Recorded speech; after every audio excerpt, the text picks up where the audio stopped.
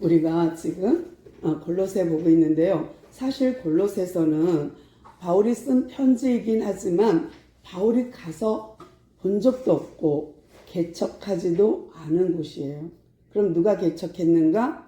에바브로가. 근데 우리가 성경에서 에바브로 디도도 있고 에바브로도 있는데 다른 사람이에요. 근데 에바브로가 거기에 개척한 거예요. 근데 에베소 두란노 서원에서 바울이 2년 동안 강론할 때에 날마다 강론할 때에 이 에바브로가 거기 가서 말씀 교육을 받은 것 같아요. 그래서 에베소하고 이 골로새하고 거리는 그다지 멀지 않습니다. 서울과 수도권 요 정도 거리. 그러니까 날마다 가서 말씀을 공부하고 돌아와서 에바브로가 골로새에다가 주의 전을 성전을 그렇게 세운 것 같아요. 예배가 같이 예배 처소를 세운 것 같아요. 그런데 이곳에 이제 문제가 발생한 거예요. 어떤 문제가 발생했냐면 그들이 정말 에바브로를 통해서 말씀을 받았지만 믿음에 아주 굳게 섰고 성도의 사랑이 있고 그리고 하늘에 쌓아둔 소망이 있다는 믿음, 소망, 사랑이 있다는 것을 알았어요.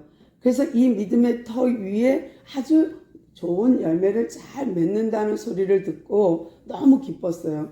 그런데 에바브로가 와갖고 하는 말이 선생님 우리 교회에 문제가 있어요 하고 말한 것이 뭐냐면 히에라폴리스에서 내려온 그 음란, 그 이단 종파 그리고 플라톤의 이원론 이런 것들로 인하여 교회가 믹서되기 시작합니다. 그래서 선한 것, 영의 것은 선하고 육은 악한 것 그래서 두 갈래로 갈렸습니다. 그래서 극심한 금욕주의가 생겼고 극심한 방탕주의가 생겼습니다.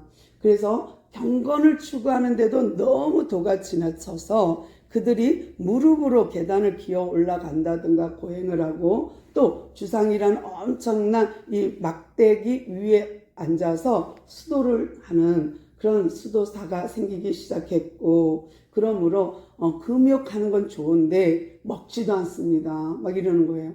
그러니까 이런 모든 것이 극단화되어 가고 있습니다. 뿐만 아니라 또 이 방탕한 음란한 성문화가 히에라폴리스에서 내려와서 이게 아주 자연스럽게 교회 안에서 젖어 있고 또 예전부터 그런 생활을 해왔던 그들이 복음을 전하니까 갈등이 생기기도 하고 어떤 사람은 괜찮다, 어떤 사람은 안 된다 하면서 갈등이 있기도 합니다. 그뿐만 아니라 율법주의자들이 유대인들인 거짓 교사들이 와서 이제 이 복음을 전한 이곳에 와서 율법을 전합니다.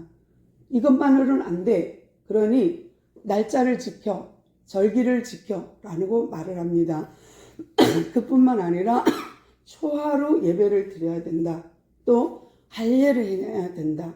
그래서 할례파가 생기기도 하고 거기다가 신성한 그 하나님, 영이신 하나님을 만나려면 천사의 도움이 필요하다. 그래서 천사를 먼저 숭배하십시오 한다는 거예요. 그러니까 이 모든 것이 복음과는 너무 동떨어져 있는 건데 이것이 아주 자연스럽게 교회 안에 들어와서 믹서가 되어 있는 거예요. 근데 사실은 교회의 머리는 예수님이요. 우리는 그의 지체라.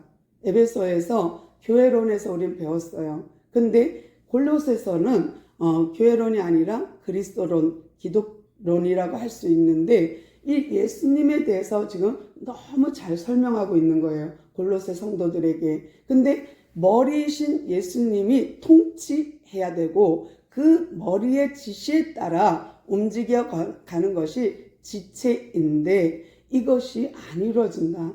왜냐하면 머리가 2개, 3개, 4개가 되고 있다. 왜? 이것만으로 안 돼. 예수만으로는 안 돼. 천사가 필요해. 예수만으로는 안 돼. 율법이 필요해. 예수만으로는 안 돼. 이런 것도 필요해. 하고 그 안에 구제, 그 안에서 뭐 충성, 수도, 막 이런 헌신 이런 게 다 예수와 같은 자리에 앉는 거예요. 그러니까 복음이 많이 희석되어 있는 거예요. 근데 이것을 정리해 줘야겠다 하는 생각에 바울이 편지를 쓴 거예요.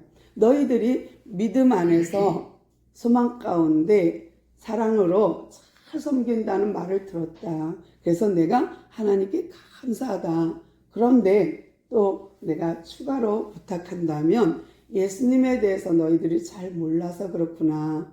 그러니까 복음을 아는 일에 힘쓰고 복음을 아는 일에 세워져 가고 복음을 아는 일에 너희들이 서길 바래. 그래서 너희들이 복음을 아는, 그리스도를 아는, 하나님을 아는 일에 너희들이 세워져 가서 그 주님 앞에 떳떳하게 어엿하게 설 수 있는 사람이 되길 바래. 그러면서 그 예수님이 어떤 예수님인지 알아? 하고 말을 해주는데요. 정말 너무너무 정확하기 때문에 내가 말하는 것보다 성경을 읽어드리는 것이 훨씬 더 정리가 잘 돼서 귀에 쏙쏙 들어올 것 같아요. 그래서 읽어드릴게요. 1장 15절에 그는 예수님이죠.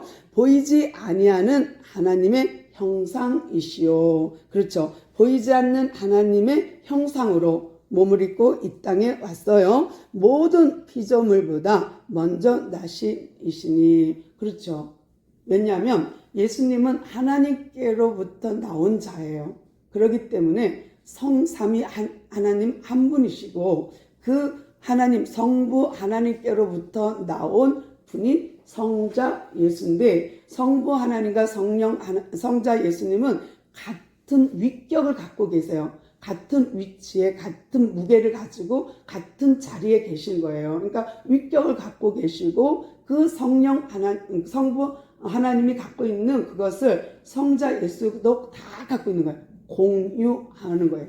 동행하고 동반되고 동참되어 있어요. 그러니까 그 하나님의 성품이 고스란히 아들과 공유합니다. 그러면서 뭐라 그러냐면 만물이 지어지기 전에 그가 계셨다. 만물이 그에게서 창조되되 하늘이 땅에서 보이는 것들과 보이지 않는 것들과 혹은 장관들이나 주권들이나 통치자들이나 권세자들이나 만물이 다 그로 말미암아 그를 위하여 창조되었고. 그러니까 하나님 우편에 앉아 계신 그 위치, 하나님과 같은 위치에 위격을 갖고 계신 그분은 하나님과 동등된 거예요.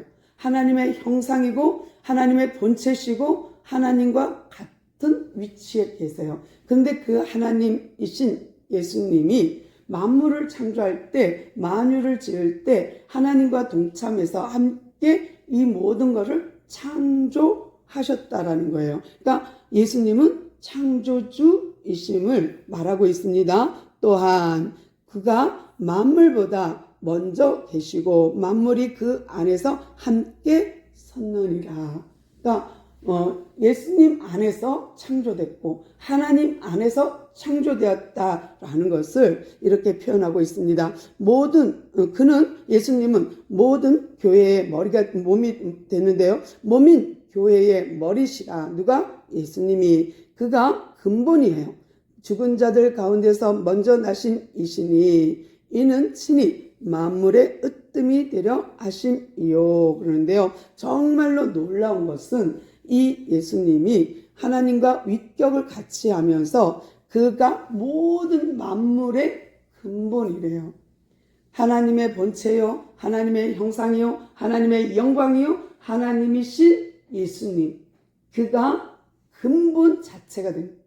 그러니까 하나님은 모든 당신 것을 어디다 담았냐면 예수님이라는 성자께 다 담아주셨어요. 모든 권위, 모든 성품, 모든 권세를 다 담아주셨고 이 권세를 가지고 창조를 같이 아버지와 함께 하시고 그 모든 이 땅에 생긴 권세자들, 정치자들, 그 다음에 지도자들, 권세자들 위에 계신 그를 통치하시는 이로 계신 거예요. 그러니까 통치, 주권, 머리 또 이런 모든 것들이 다 예수님께 있다는 거예요. 그걸 다 하나님이 예수께 속하게 해놨다는 거예요. 그러면서 이 예수님을 받아들이고 사는 너희들은 이제 옛 것을 버려. 이제 옛 것을 버려야 해 라는 거예요. 그런데 너희들 가운데 이런 천사숭배나 율법이나 이런 음란, 이런 탐욕, 탐심, 정욕, 이런 사욕, 이런 것들이 들어와서 믹서되면 안 돼. 왜? 예수님 한 분만으로 충분하니까. 예수님이 부족함이 없기 때문에 예수님을 믿으면 땡, 다 된 거지. 거기에 불순물들을 첨가할 필요는 없어 라는 거고요. 그러면서 3장 오늘 들어오면 1절에 그러므로 너희가 이제 예수를 영접했지. 그러면 예수님의 자녀지. 그런데 그런 너희가 그럼 어떻게 사는가? 그러므로 너희가 그리스도와 함께 다시 살리심을 받았으면 뭘 받았어요? 다시 사는 부활. 그러니까 이 예수님은 창조주일 뿐만 아니라 모든 권세자들의 권세 위에 계신 그 권능자일 뿐만 아니라 부활의 주님이라는 거예요. 그러니까 십자가를 통과하면서 십자가를 통하여서 예수님이 하신 사역이 있어요.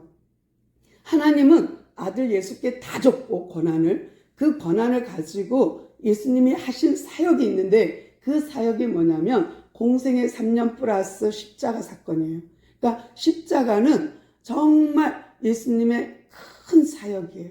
어마어마한 큰 사역. 이 사역 속에 하나님의 비밀을 듬뿍 담아놨어요. 감추인 보화, 감추인 보물이 그에게 있는데 그게 뭐냐면 속량이라는 보화예요.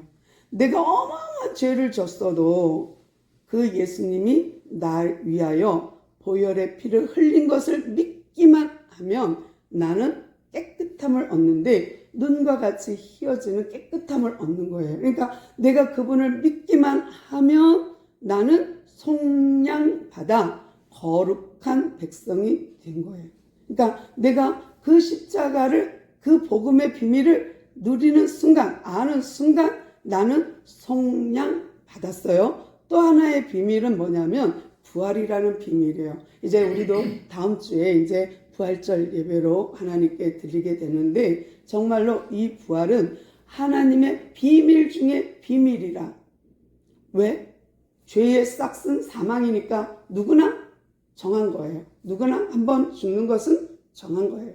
그런데 이 죽음을 이기는 길, 이 죽음의 권세를 이길 수 있는 더 큰 권세, 이 죽음 사망의 죄 값을 이길 수 있는 죄 사함의 권세가 있는 이 권세, 사망의 권세, 죽음의 권세, 죄의 그 어마어마한 무게를 다 속량했을 뿐만 아니라 부활하심으로 하나님은 이 모든 비밀을 십자가 예수 안에 담아둔 거예요. 그래서 그 예수님을 믿는 사람에게 그 기쁨을 동일하게 주는 거예요. 너희들이 예수 안에서 살았느냐? 그것을 받았다면, 그러니까 그리스도와 함께 다시 살리심을 받았으면 이제는 어떻게 살아야 되는지 아니? 라는 거예요. 그러니까 너희들이 지금 믹서돼 갖고 이것저것 혼합돼 갖고 너희들이 지금 신앙생활 한다는데 아니야. 이제 옛 구습은 버려. 옛 옷은 벗어버려. 옛 생각은 내려놔. 네 생각 내려놔. 이제부터는 예수님의 주신 은혜대로 머리 대신 예수님의 지시대로 머리이신 교회의 머리가 되신 그분의 지시대로 그분의 통치 아래 그분이 관여하는 대로 그분이 허락하신 대로 우리는 그렇게 살아가는 거예요. 그렇게 살아야 된다. 그러니까 정말 놀라운 비밀이잖아요. 어마어마한 비밀이잖아요. 이 비밀을 예수께 담아둔 거예요. 그러면서 너희들이 이제는 그 예수님과 죽었다. 그리고 이제 부활을 기다리는 죽은 존재인 거예요. 그러니까 참 이상하죠? 난 멀쩡히 살아있는데 나를 죽었다고 표현해요. 근데 놀랍게도 이 영적인 비밀이 이해되는 것도 성령의 도우심이 필요한 거예요. 나는 예수와 함께 죽었어. 나는 이제 세례받은 자야. 죽었고 나는 그분으로 인하여 살 거야. 그 사이에 우리가 있어요. 나는 이제 예수를 받아들임으로 이제 나는 죽었어. 그런즉 이제 내 안에 그리스도로 살다가 내가 죽는 그날에 나는 부활을 맛볼 거니까. 아니면 주님 재림할 때 우리는 부활을 맛볼 거니까. 근데 요 사이에 우리가 살고 있거든요. 주님의 초림과 재림 사이에 우리가 있지만 내가 예수를 믿는 순간 나는 죽은 자예요. 이제 나는 누구로 살아요? 그리스도로 인하여 사는 자예요. 그러니까 살아있으나 우리는 다 어떤 거예요? 육으로는 살고 있지만 우리의 영은 그분과 함께 죽은 자예요. 그러니까 이제 나는 없는 거야. 나는 없어. 왜? 그분과 함께 십자가에 못 박혔으니까. 그러니까 옛 것을 벗어버리고, 그건 뭐예요? 옛 행실을 벗어버리고, 옛 구습을 벗어버리고, 옛 옷을 벗어버리고, 그리고 너희들한테 준 그 은혜가 뭐예요? 새 생명, 새 삶, 새 생명을 가지라는 거예요. 그러면서 옛 구습은 뭐냐면 정욕, 탐심, 탐욕, 남을 미워, 시기, 이런 모든 것들은 이제 내려놓으라는 거예요. 그리고 이제 새 사람을 입는데 사랑, 희락, 화평, 온유, 자비하심, 긍휼하심, 오래 참음, 사랑, 이런 것으로 살으라는 거예요. 그러니까 사람들이 이 자기가 갖고 있던 습관 버리기가 힘든 거예요. 조금만 자기한테 기분 나쁘게 하면 으악 해갖고 빠바바바 하는 것이 나라면 이제는 하나님 내 욱하는 성질 죽여주시고 이제는 내가 산 것이 아니요 내 안에 그리스도로 살게 하옵소서 하고 참는 거예요. 참 어렵겠죠. 근데 이게 어렵습니다만 내가 하는 것이 아니요 하나님께 의지하고 하나님께 의존하면 된다는 게 비밀인 거예요. 신기하죠. 나로서는 도저히 안 될 것 같은데 사랑하게 된다니까. 나 인간적으로는 도저히 용서가 안 되는데 용납이 된다니까. 나로서는 정말 이해 불가인데 이해하도록 하나님이 그 마음을 인정하게 해주니까. 그래서 지금 바울이 계속 말하는 게 뭐예요? 3장에서 지체를 죽이라. 그 옷을 벗으라. 그 모든 것은 다 우상 숭배니라 라는 거예요. 그러니까 우리가 하나님 자리에 이런 천사 숭배나 탐욕이나 탐심이나 정욕을 놓아두고 이거와 같이 병행할 수는 없으니 이것을 다 내려놓으라는 거예요. 하나님 자리에서 끌어내리라는 거예요. 그러면 우리가 새 사람으로 살 수 있는데 그건 내 힘이 아닌 거예요. 성령의 열매를 맺을 수 있는 거, 빛의 열매를 맺을 수 있는 거, 그거는 내 힘이 아닌 그리스도의 힘을 가져와야 그리스도를 믿는 믿음으로 이겨낼 수 있는 거예요. 나는 힘들어. 나는 됐다가도 넘어져. 나는 했다가도 또 그 다음엔 똑같아. 한 번을 참고 두 번은 참을 수 있겠지. 근데 그 다음은 또 똑같아. 그래서 안 되는 거예요. 내가 중생의 기쁨을 맛봤다면 내가 부활의 받은 자, 부활의 약속을 받은 자라면 그렇게 하나님의 은혜로 새롭게 된 새 생명이라면 새로운 사람이라면 이제 모든 생활에서 바뀌십시오라는 거예요. 더러움, 노여움, 분냄, 악의 이런 부끄러운 일, 그런 부끄러운 말, 그런 모든 행위를 벗어버리라 하면서 하나님의 형상에 따라 이제 우리가 하나님의 형상을 회복하는 자로 우리가 이 땅에 살으라는 거예요. 12절 그러므로 너희는 하나님이 택하신 자예요.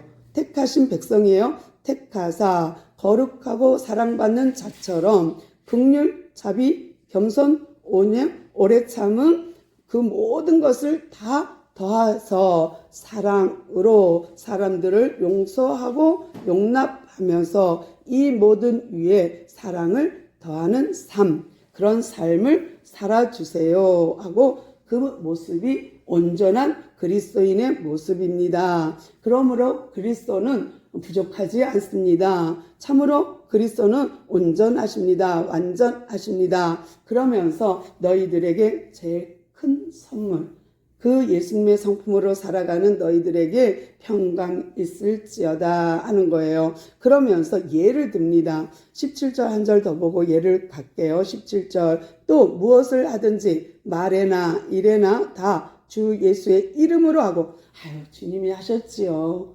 내가 봉사했더니 누가 막 칭찬을 해. 아유, 주님이 하셨죠. 내가 막 무엇을 주님이 하셨습니다. 이렇게 하라는 거예요. 왜냐?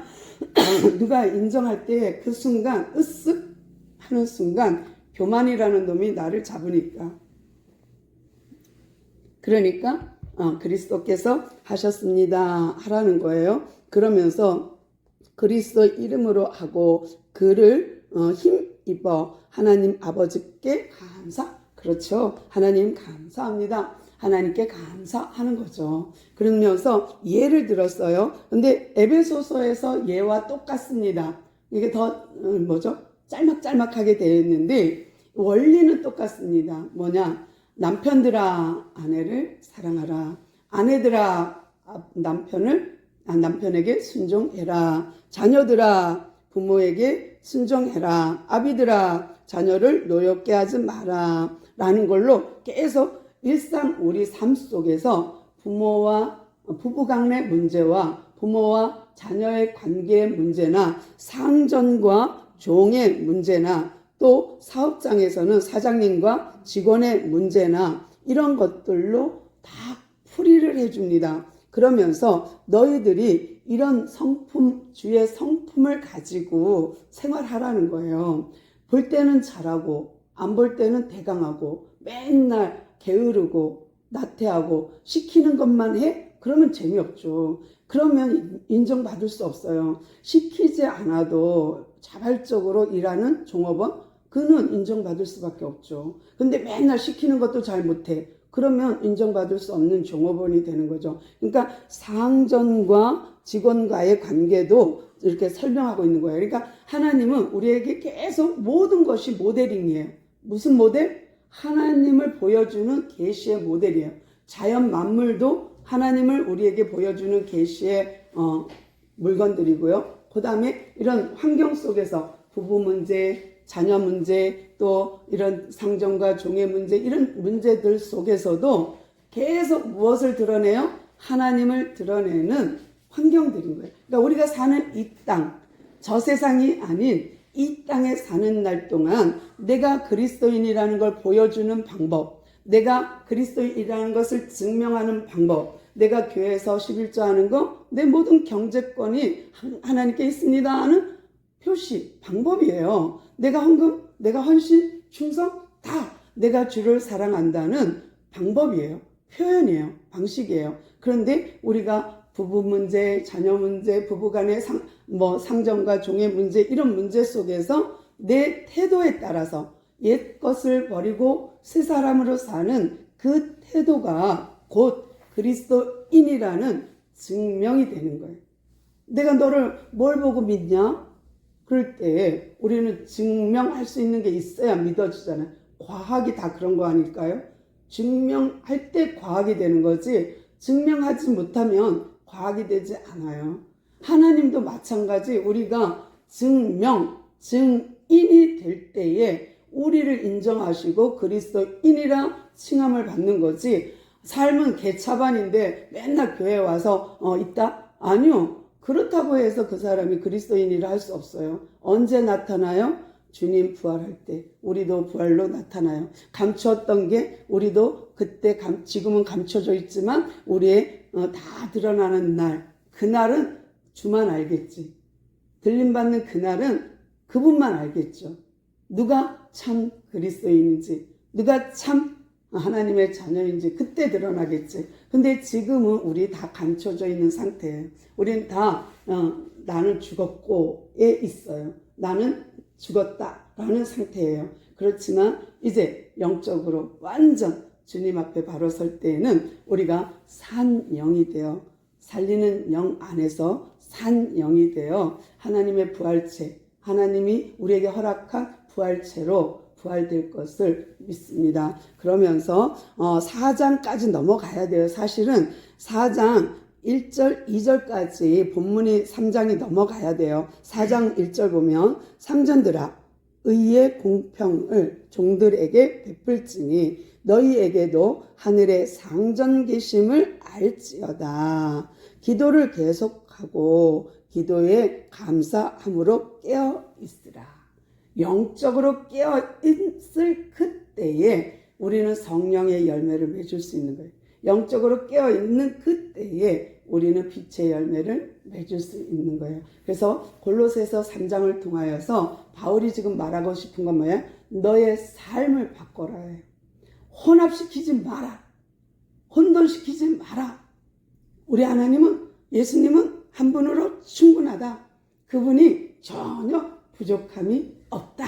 그러므로 그 한 분만으로 다 된다예요. 그래서 오늘 우리가 이 메시지를 받으면서 정말 그리스도가 우리 안에 계시고 성령이 우리 안에 있으므로 성령의 열매를 맺는 우리 모두 되기를 소망하고요. 그리스도인이라 칭함을 받는 우리 모두 되기를 소망합니다. 주님 감사합니다. 오늘도 우리와 함께 해주셔서 감사합니다. 내 안에 계신 주님, 내 안에 계신 성령님, 이제 우리가 이 땅에 있지만 하늘나라의 백성으로 살게 하시고 이제 내 것은 다 버리고 다 벗어버리고 이제 모든 지체를 죽이고 이제 주님의 것으로 채워주셔서 주님의 것으로 살게 하옵소서. 그러므로 이 땅의 삶이 복되게 하시고 아름답게 하시고 하나님께 영광 돌리는 신령한 복을 받아 누리는 우리 모두 되게 하옵소서. 영적인 삶을 살아가기를 작정하는 우리 모두에게 하나님의 은혜가 넘치게 하옵소서. 함께 하시니 감사하옵고 예수님의 이름으로 간절히 기도드려옵나이다. 아멘. 아멘.